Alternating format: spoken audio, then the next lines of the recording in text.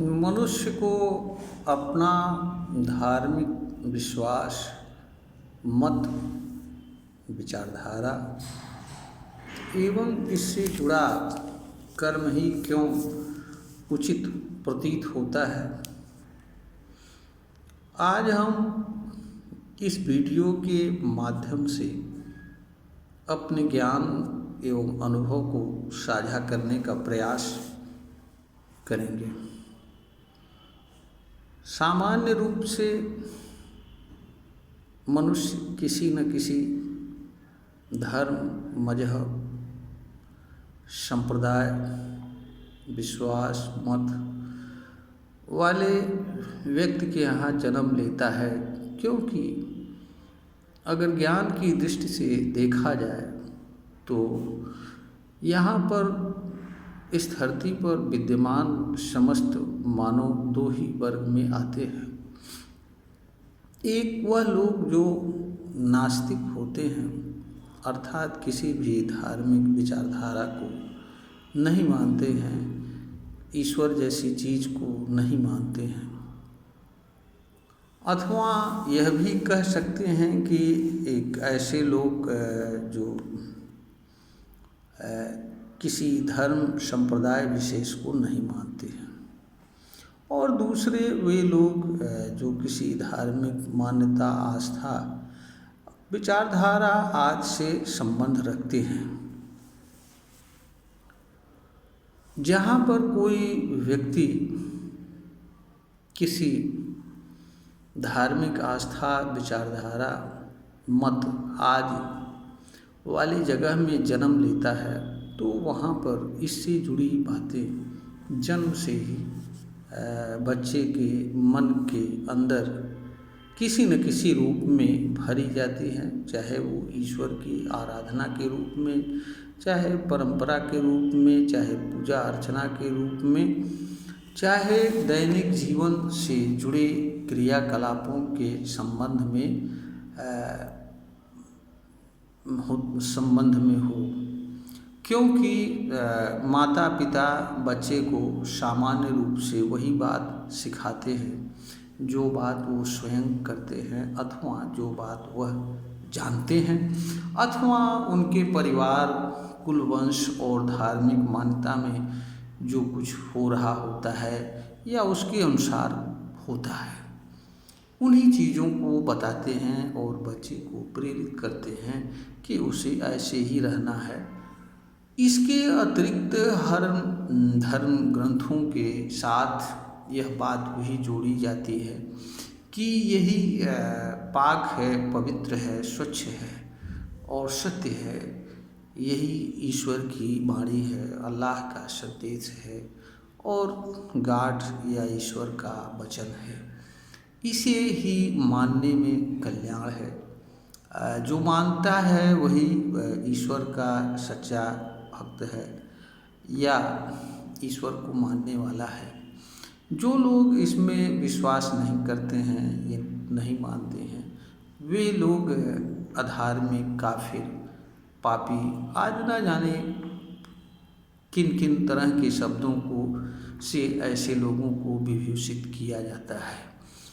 और यह भी बताया जाता है कि हमें दूसरे किसी की धार्मिक मान्यता या विचारधारा को मानना हमारे लिए पाप है, हमारे लिए गुनाह है, क्योंकि ईश्वर की ऐसी मंशा नहीं है। दूसरी यह बात भी बताया जाता है कि हमें इसके विपरीत कोई भी आचरण और व्यवहार नहीं करना चाहिए। तमाम तरह के भय भी दिखाए जाते हैं, क्योंकि जो यह भी बताया जाता है कि जो ईश्वर को नहीं मानता है, पूजा पाठ भक्ति नहीं करता है, उस पर ईश्वर की कुदृष्टि होती है। ऐसे लोगों को स्वर्ग जैसी चीज़ नहीं मिलती है, ऐसे लोग नरक को प्राप्त होते हैं, ऐसे लोगों का जीवन दुखमय रहता है। अनेक ऐसी चीज़ें जन्म से बच्चे के भीतर अनेक रूपों में भरी जाती हैं, जिनकी सत्यता को बच्चा नहीं जानता है और न ही उस पर विचार करके जानने एवं समझने की क्षमता रखता है।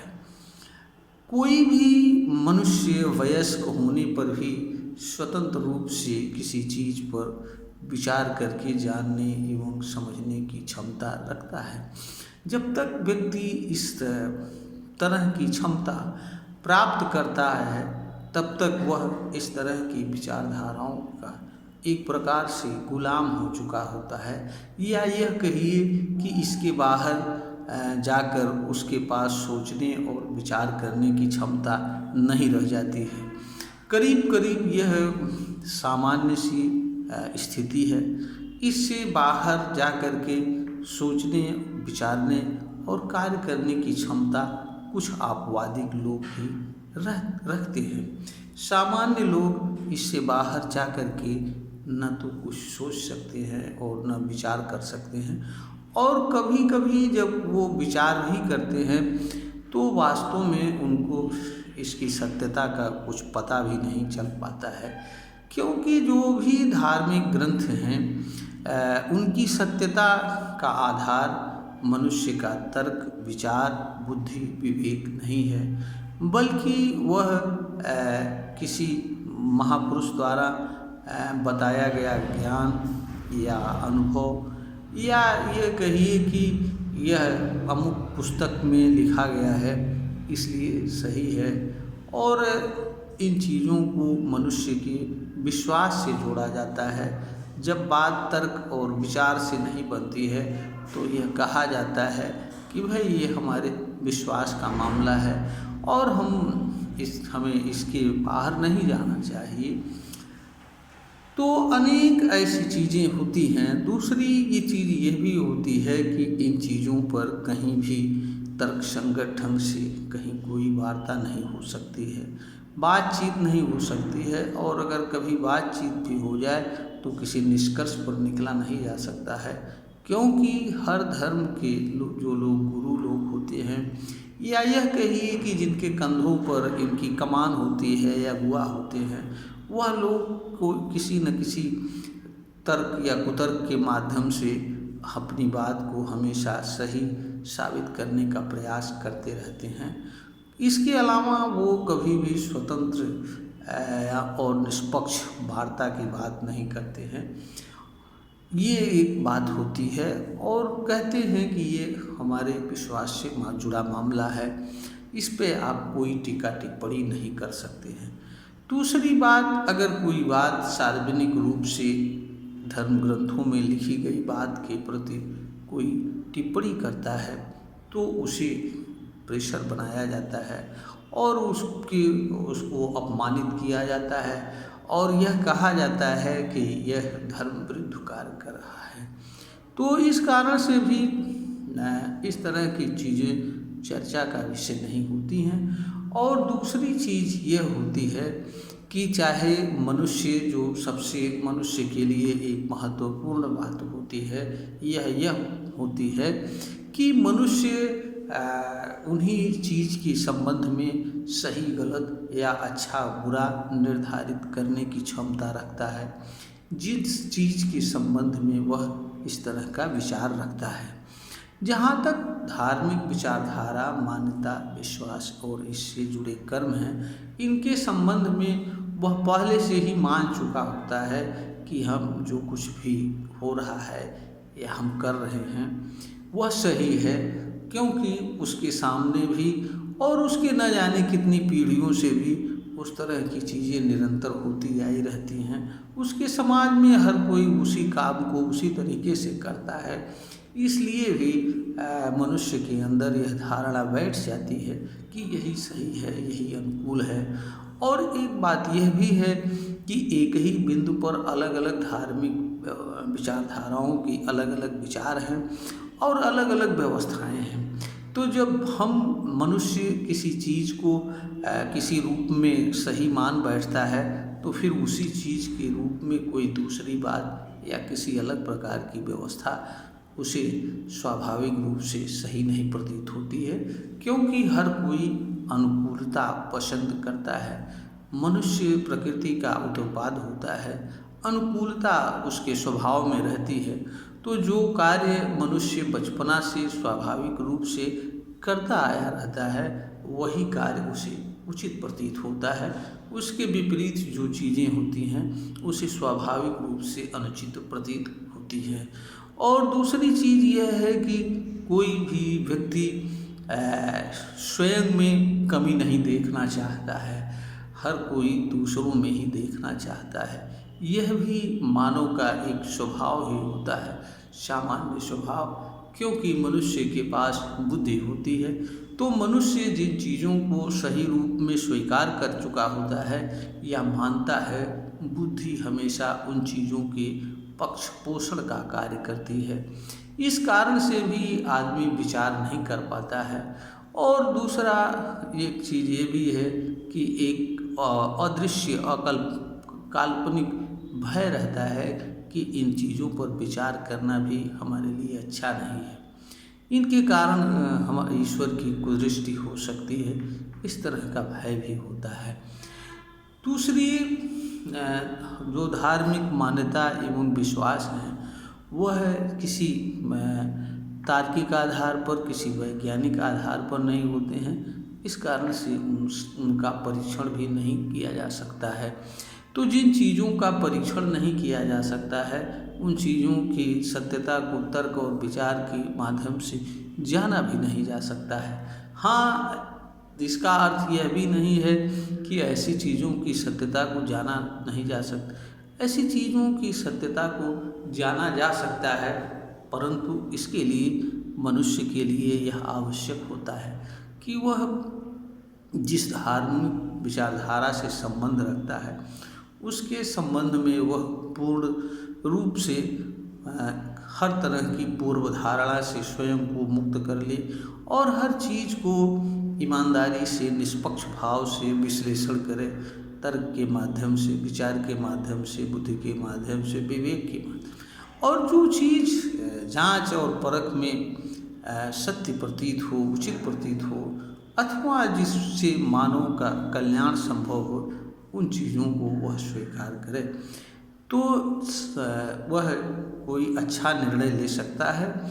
और इसी तरह का व्यक्ति दूसरे के धार्मिक विचारधारा मान्यता के संबंध में भी किसी तरह का अच्छा निर्णय ले सकता है, क्योंकि जब हम किसी प्रकार की पूर्व धारणा से ग्रसित होकर के कि जो कुछ हमारे ही धर्म ग्रंथ में लिखा है वही सही है, तो फिर हम सही और गलत क्या है इसको जानने का अवसर भी खो देते हैं, क्योंकि यह हमारा हमारे भीतर इसके माध्यम से इसकी एक अज्ञान बैठ जाता है। जब तक मनुष्य के भीतर किसी बात या चीज़ के संबंध में अज्ञान बैठा रहता है, अज्ञान यह कि जो हम जानते हैं या जो हमारे धर्म में लिखा गया है या जो कुछ भी हमारे धार्मिक विचारधारा के अनुसार हम लोगों के द्वारा किया जा रहा है वही सही है। जब इस तरह की विचारधारा कोई व्यक्ति ग्रहण कर लेता है और मान बैठता है वही सही है, फिर उसके सत्य को जानने के मार्ग बंद हो जाते हैं। जिस व्यक्ति के सत्य को जानने के मार्ग बंद हो जाते हैं वह व्यक्ति अज्ञान रूपी कोठरी में बंद रहने के लिए हमेशा विवश रहता है। तो दूसरी जो सबसे एक बात यहाँ पर महत्वपूर्ण यह भी है कि हर कोई अपनी धार्मिक विचारधारा, आस्था, विश्वास के अनुसार दूसरों की विचारधारा की व्याख्या करता है, तुलना करता है और तुलना करके देखता है कि जो चीज़ें उसके विचारधारा के विपरीत बताई जा रही हैं उनको वह गलत मानता है, क्योंकि वह पहले से ही अपनी धार्मिक विचारधारा को हर तरह से सही मान बैठा रहता है। दूसरा ये है कि धार्मिक मान्यता और विश्वास का जो सबसे मूल कारण ये है कि उसके परीक्षण का कोई सर्वमान्य मानदंड भी मानव के पास नहीं है। इस कारण से भी इस पर कोई तार्किक चर्चा नहीं हो सकती है। तो जिस चीज़ पर तार्किक चर्चा नहीं हो सकती है, जो चीज़ मनुष्य के विश्वास से जुड़ी रहती है, उस चीज़ के संबंध में मनुष्य का स्वाभाविक रूप से यह मान लेना कि जो मैं करता हूँ या जो हमारी धार्मिक मान्यता है विश्वास है वही सही है, दूसरों की धार्मिक मान्यता और विश्वास गलत है, मैं सही हूँ वो गलत है, मैं अच्छा हूँ वो बुरा है, मेरा ही मजहब अच्छा है उसका अच्छा नहीं है, क्योंकि हमारे यहाँ जो होता है वो उसके यहाँ नहीं होता है। ये ऐसी चीज़ें हैं जो मनुष्य को सत्य से विमुख कर देती हैं, और ऐसा मनुष्य कभी भी सत्य से के नज़दीक नहीं आ सकता है, अज्ञान से मुक्त नहीं हो सकता है। वास्तव में धार्मिक मान्यता, विश्वास और इनसे जुड़े कर्म ये मनुष्य के जीवन जीने से संबंध रखते हैं। यह कोई शाश्वत सत्य या ऐसी नहीं होते हैं, यह देश काल समय आवश्यकता और परिस्थिति के अनुसार बदलते रहते हैं। विश्वास मत व्यक्ति का निजी मामला होता है, व्यक्ति यह कोई सामाजिक मामला नहीं होता है।